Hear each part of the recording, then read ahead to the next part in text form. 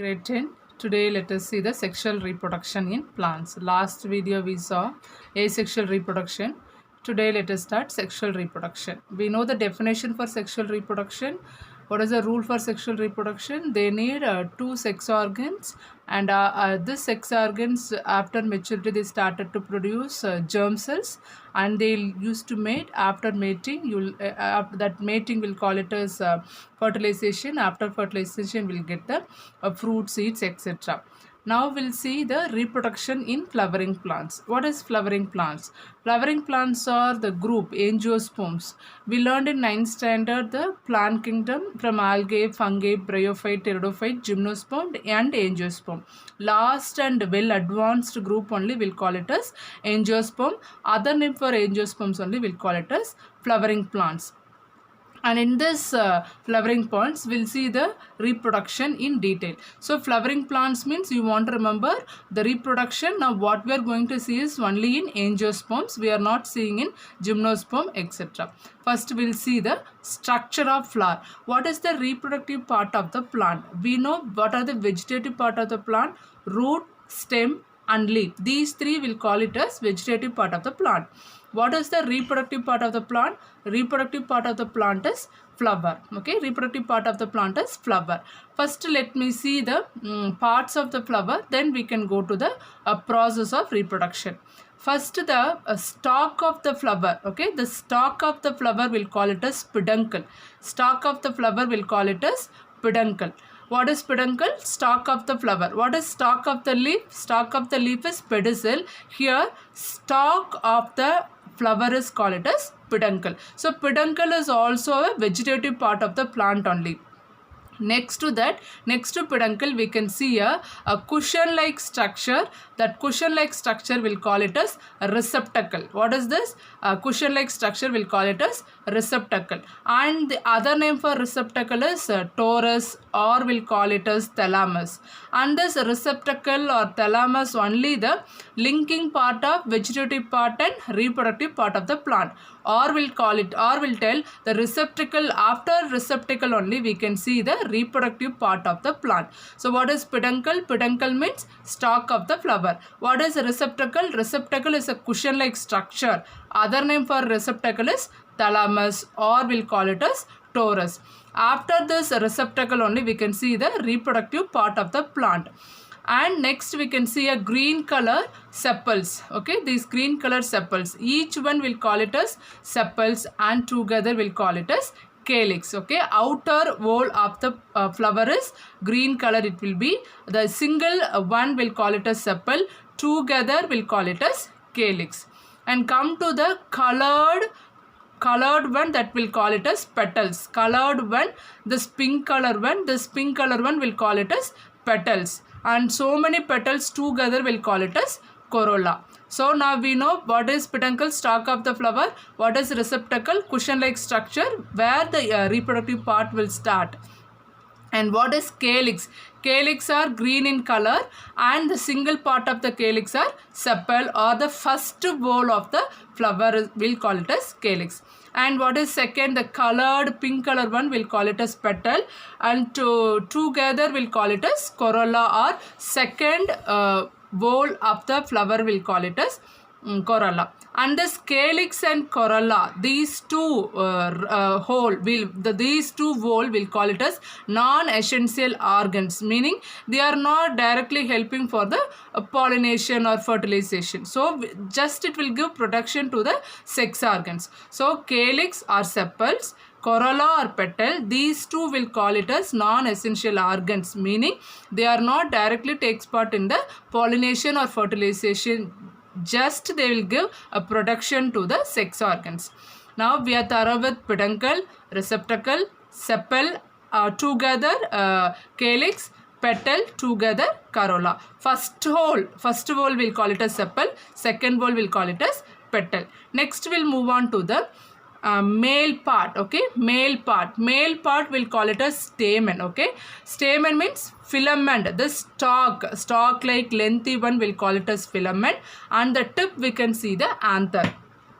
So filament plus anther will call it as filament plus anther together we'll call it as stamen or androecium. So what is androecium? Filament, a stalk-like structure.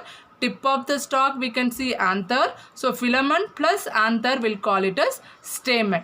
Other name for the stamen is androecium. So this is only male reproductive part. And in this anther only it started to produce so many yellow color like substance, that is only we'll call it as pollen grain. So what is stamen? Filament plus anther together we'll call it as stamen. Other name for stamen is androecium, and this filament never produce any pollen grain. This is also non-reproductive part, and this tip of that filament we can see anther. Anther will contains, or it started to it will have so much of pollen grains. This pollen grains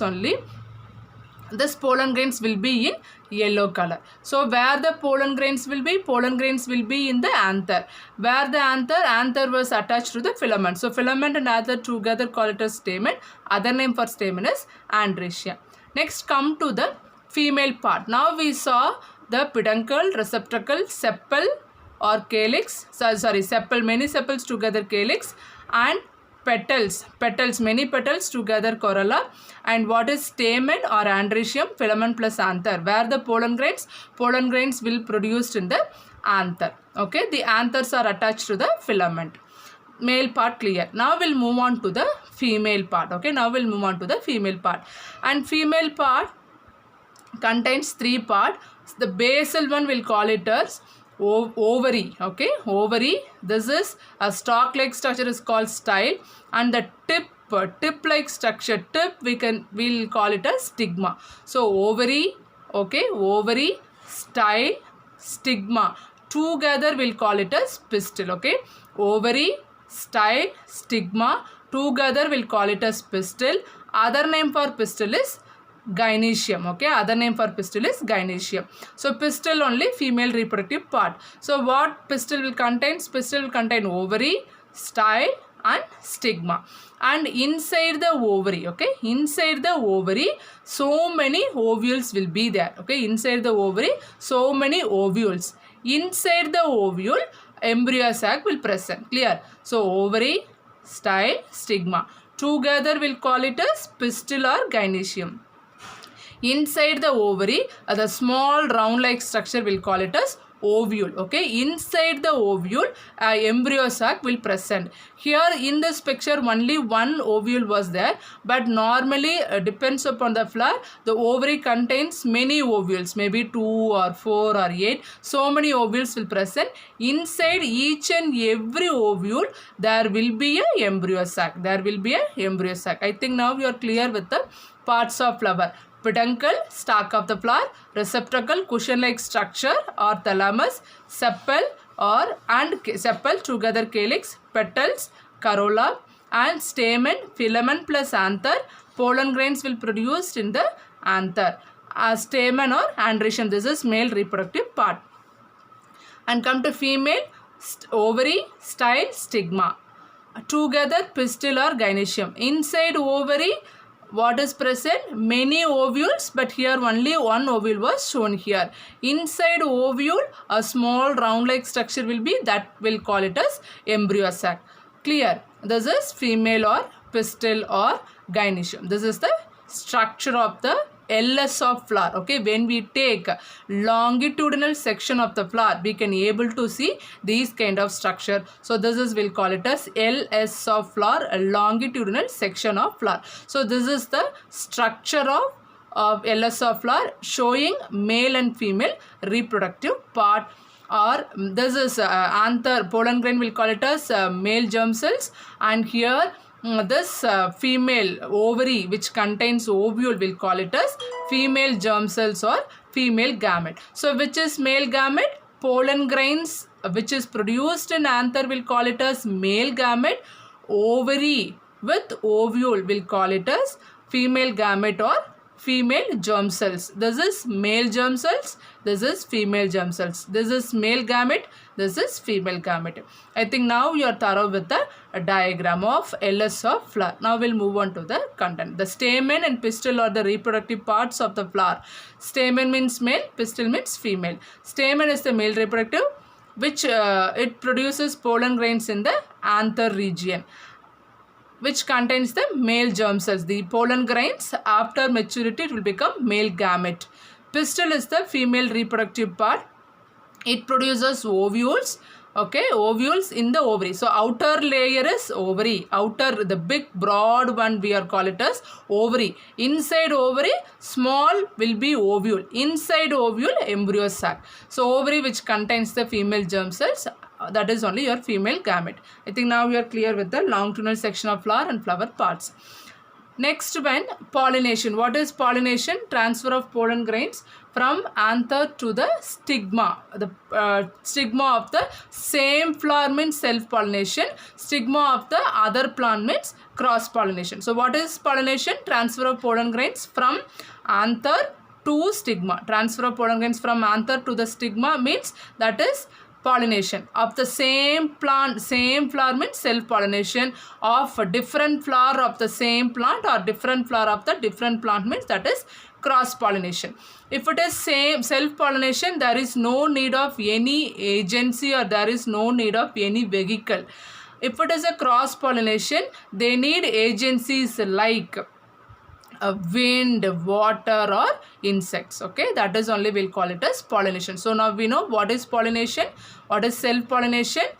Self-pollination, what is cross-pollination. If it is a cross-pollination, the pollination takes place by insects, water, wind, etc. Next we'll move on to fertilization. Now we know this is pollen grain which is from anther, which will fall on to the stigma part of the ovary. Okay, stigma, this is female part. We know ovary, style, stigma. Okay, now this pollen grain from anther, because of maybe it may be self-pollination or cross-pollination, whatever the mode, now the pollen grains will fall on to the stigma region of the female part. The stigma region will be velvet in nature, having so much of liquid, some enzymes, some nutritive material will be there in the stigma. As soon as the pollen grain will fall on to the stigma, okay, the pollen grain will stick on to the stigma, and this pollen grain contains one chemical content that will call it as sporopollenin. Okay, that chemical is called it as sporopollenin. The sporopollenin chemical was broken by the enzyme which is present in the stigma. After broken the sporopollenin, this pollen grain started to form a tube-like structure. Okay, it started to form a tube-like structure. This tube-like structure only we would call it as pollen tube. Okay, this is only we'll call it as pollen tube. How the pollen tube is forming? As soon as the pollen grain will fall onto the stigma contains so much of enzymes. These enzymes will help to break the sporopollenin, which is a chemical substance which is surrounding the pollen grain. And this it will help to break the sporopollenin. It started to form the pollen tube. This pollen tube carries male gamete. Clear? Pollen grain is male germ cells. As soon as it will fall into the stigma, started to form pollen tube. This pollen tube will carry two male gamete. Okay, this pollen tube will carry two male gamete, meaning one cell will divide and they will form two cells here. So this pollen grain started to carry two male gamete. So we know surrounding the ovary, the ovule is present inside the ovary. This is only your ovule. This is only your ovule. So inside the ovule, a small round-like structure that will call it as embryo sac. Okay, ovary, style, stigma. Pollen grain will fall into the stigma. This pollen grain started to form a pollen tube. Now the pollen tube will enter into the ovule, and they need to enter into the embryo sac. Embryo sac is present inside the ovule. The embryo sacs will contain 8 cells. Okay, embryo sacs will contain 8 cells. Inside this embryo sacs, 8 cells will be. Only 3 cells will be at the one corner. Again 3 more cells will be here, and center we can see 2 cells. These center 2 cells only will call it as polar nuclei. Clear? So what is ovule? Ovule is, where is ovule? Ovule is present inside the ovary. This yellow color is ovule, and inside ovule again one more globular structure will be. Globular means round like structure. This round like structure will call it as embryo sac. Inside embryo sacs 8 cells will be. Okay, inside embryo sac 8 nucleus will be. Okay, not cell, 8 nucleus. Inside embryo sac 8 nucleus will be. Center 2 nucleus will call it as polar nuclei, and one corner of the embryo sac again 3 will be, and another corner again 3 will be. So these 3 will call it as antipodal cells. 3 antipodal cells, ANTIPODAL, 3 antipodal cells. Center we can see 2 polar nuclei, and the last we can see 1 egg cell and 2 synergids. Okay, 2 synergids, SYNERGIDS. Now totally we'll see the 8 nuclei within the embryo sacs. What are those 8? Top corner, this top corner we can see 3 antipodal cells. Okay, ANTIPODAL, 3 antipodal cells. Center we can see 2 polar nuclei, and this corner 1 egg plus 2 synergids. Okay, 1 egg plus 2 synergids. The spelling for synergids, SYNERGIDS. So totally 8 nuclei will be inside the embryo sacs. We know how many male gametes are coming. 2 male gametes are coming. Okay, 2 male gametes are coming. After coming, this 1 male gamete will fuses with this 2 polar nuclei, and they will form 3 nuclei. Already 2 was here, and 1 male gamete will come. So 2 plus 1 will get a 3 polar nuclei. 2 polar nuclei plus 1 male gamete together will get a endosperm. This is one fertilization. And next, one more male gamete is there.